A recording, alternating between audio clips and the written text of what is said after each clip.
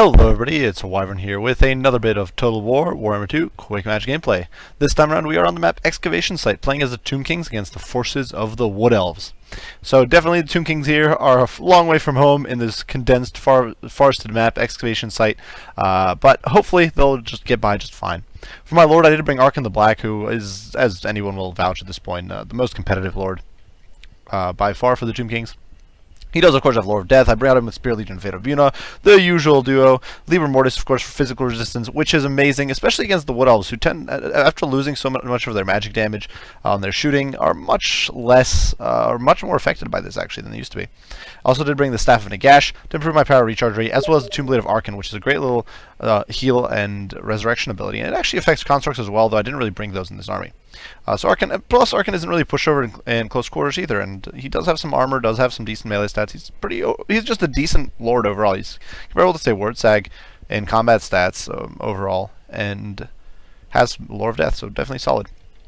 Now, alongside him, I did bring a Lich Priest of Light, and you might be wondering why bother bringing a second caster, but I was really worried about Weight Watchers. They're really one of those units that can really trash Tomb King's backline and their heavier troops and snipe your lords and that sort of stuff. So I brought a Net of Mintok to shut them down. And actually, with Neferra's Scrolls of Mighty Incantations, I get access to far greater amounts of power reserves and far greater power recharge rate. So I really thought that could synergize nicely with my infantry mob here. For my front line, it is composed entirely of Tombguard, shielded, of course, with silver shields. And these guys will tear through just about anything the Wood Elves put on the field. Perhaps War Dancers with swords and the Wildwood Rangers can beat these guys, but that's really about it. And honestly, even against those sorts of units, these guys will trade really effectively with their decent melee attack, great melee defense, great weapon strength, and all that sort of stuff. Behind them, we do have the Blessed Legion of the Facht, which is the Skeleton Archers with Armor Sundering. They do have better range, which I think is really useful against the Wood Elves, and they do have a tiny bit more armor, which can make them a little more survivable. The key is that these guys, along with the Skeleton Archers, can apply pressure to my opponent's backline, and there's a lot of them, and they don't break, so it's going to be hard for my opponent to shut them down. They are backed by 2 units of Skeleton Spears, as well as the, sorry about that, guys, the King Nakesh's Scorpion Legion, which is Skeleton Spears, veteran up a whole bunch with poison. So these guys should be great at shutting down Wild Riders, who of course aren't well armored. On the flanks, we do have 2 units of Nekar and Horsemen, decent enough in melee. If they get their grip on the enemy Weight Watchers or units like that, they'll trash them pretty good. And if they can get into the opponent's backline, they'll be pretty solid too. Of course, it's important to keep in mind that against Wood Elves, abilities like Fear and Terror, the psychology is not going to do much because a lot of Wood Elf units are immune to psychology. In the backline, I have hidden away this unit of Eyes of the Desert. Sepulchral Stalkers with 80, of course, have 80 armor, great AP, anti-large, that projectile attacks. They're just very decent support units, and hidden here with their stalk, they should be able to sneak up on my opponent's backline and hopefully catch these Weight Watchers by surprise or help against the Cav. For my opponent, pretty conventional build, I think. Lady, of course, though she is mounted on a horse, I do believe.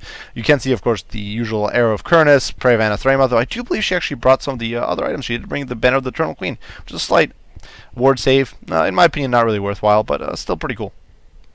Alongside that, a Spellslinger of Life with Earthblood, as well as the Shield of Thorns. So definitely an interesting combination, but of course against the missile damage, this could be very useful, and it does improve weapon damage. So for units like Wild Riders, that can actually be really potent. She also does have Power Stone, meaning that she'll have decent amounts of Winds of Magic. For my opponent in his front line, he does have a whole bunch of Eternal Guard with shields. Of course, these guys do have decent melee stats. They do have armor piercing, which if I brought monsters is really critical. And they're just very tanky. They'll hold out for a long time and provide plenty of time for the backline to do work. My opponent does have 3 units of Weight Watchers here, sniping away immediately, trying to focus out my poor Lich Priest of Light, but he is hidden here among the Tombguard, who will be helping him tank through this painful fire. Out on the flanks, my opponent does have 2 units of Wild Riders, one of which is shielded, as well as 2 units of Azrai Spears, and these guys do provide a bit of backline defense, as well as ability to harass my backline as well in return. And of course, Nekar and Horsemen are nowhere near a match for Wild Riders. Wild Riders will absolutely trash them in any sort of combat, unless they are really badly crippled by something. Nonetheless, you can see my opponent's focus fire kind of pouring into my Lich Priest here, but not quite doing enough. Not really doing that great, though. Oh, yeah, you can see is definitely losing a lot of HP, but we do get into range. You can see my archers start returning fire and teeing off on these Weight Watchers, and they're going to do some major work. You can see I'm trying to juke around with my Lich Priest, just trying to keep him alive. I do cast the Neferra's Scrolls of Mighty Incantations, and then pop the Liber Mortis just to provide that a little bit of survivability. In the meantime, the front line is going somewhat well. You can see immediately the Eternal Guards are getting trashed by the Tombguard. Important to keep in mind that Shield of Thorns does not really help them that much. Over here, the Fate of Buna does go down on the Wild Riders, and you can see they're just melting to that damage. It's really important to keep in mind that Shield of Thorns only improves non-armor piercing weapon damage. So for Eternal Guard, it really doesn't do very much. Much better in combination with, say, Wild Riders or War Dancers, units like that. Over here, in the meantime, you can see my Eyes of the Desert are going to be breaking cover. In the back, Way Watchers do get hit by a net of a Mintok, and that should allow them to be kind of shot down a little bit more. And in the meantime, these Nehekarn horsemen have managed to sneak around the flank and are going to try to make a run for the back. A cast from my opponent of Arrows of Kurnus actually kind of misses and hits the Eternal Guard more than Arkan. So you can see Arkan is definitely not having a great time here. Fortunately for me, though, the Eternal Guard is buckling under so much pressure. Skeleton Spears have gotten into the fray here against the Wild Riders. Despite all that Way Watcher fire, the Eyes of the Desert are kind of tanking it out, especially as one of the units of Way Watchers is off the field. And that really means these Wild Riders are starting to struggle. They're starting to get dragged into the muck by just this horde of infantry and the Sepulchral Stalkers, of course, which are going to hit pretty hard against these guys. Though they obviously don't have magical melee attacks, so they won't be breaking through the 20% physical resistance on these guys. The front line in the meantime is buckling, though obviously I made a mistake here allowing my Skeleton Archers to overextend. The War Dancer's Azure Spears will not be able to outtrade the Tombguard.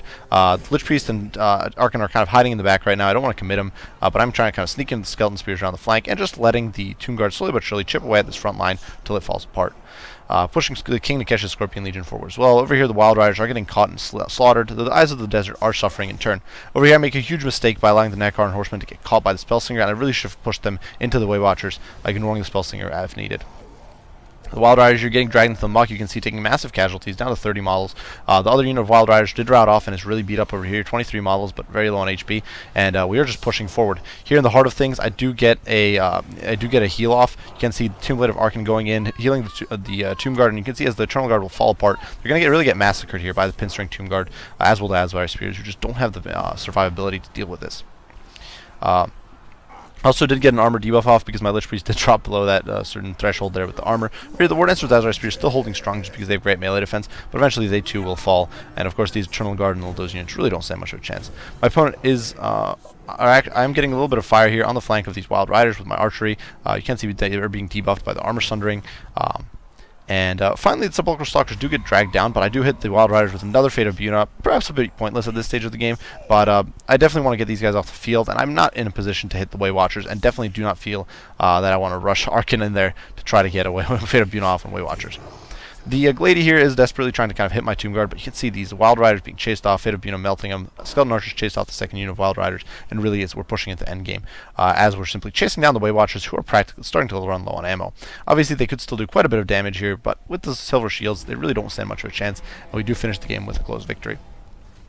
So definitely for my opponent, a big part of the problem there was simply the positioning of his army. It's a fairly condensed map, so he didn't have much room to maneuver. Definitely a huge commitment into the Way Watchers, which while very potent against monsters units, and I will say it outright, do not bring large Tomb King monsters, with the possible exception of Ushapti Great Bows, if you are fighting against Wood Elves. Simply put, they can Prevan Athrema you, they can absolutely annihilate you in a matter of seconds with the focused fire from Way Watchers, and honestly, even Starfire Shafts. I do believe I saw someone did the math, and if they're within 70 range, Way Watchers do about the same damage as Starfire Shafts for almost double the cost. So if your opponent brings a lot of Starfire Shafts, you don't have too many ways to shut them down. They could easily annihilate anything you put on the field, so really keep that in mind. And plus, of course, the anti-large and the War Dancers with Azure Spears are just brutal. Wood Elves are just really, I think, good at shutting down the monster spam from Tomb Kings. So really, your best bet is to just bring a Horde of Tomb Guard. Tomb Guard is so good against Wood Elves. It's really, they don't have a cost-efficient answer to it. And back it up with some archers. Obviously, Wood Elves will dominate the archery fight, but just being able to constantly apply that pressure, shooting back is just great. It's really solid. I'm actually thinking that perhaps more Skeleton Warriors, dropping a few Tomb Guard here and there to make a room for even wider front line might be a good idea. A little bit of Nehekarn and Horseman play and some units to provide some additional anti-large and some support in the backline is definitely great. But against most stuff, this sort of composition against most of what your opponent can bring is definitely going to do pretty well. Especially with the Eyes of the Desert, providing that little bit of oomph if you need it against monstrous large targets, which the Elves can sometimes bring. So nonetheless, great game to my opponent here, new to CS. I do hope you guys enjoyed the video. If you did, be sure to leave a like and subscribe down below. If you have any tips and tricks that you would like to add, be sure to share them, and I'd love to see them. If you disagree with my argument that monsters infantry is not, or monsters units are not the way to go against Wood Elves, be sure to share. I'd love to hear what you guys' opinions are. So as usual, guys, I do appreciate you all for watching, and I will see you all in the next one. Wyvern out.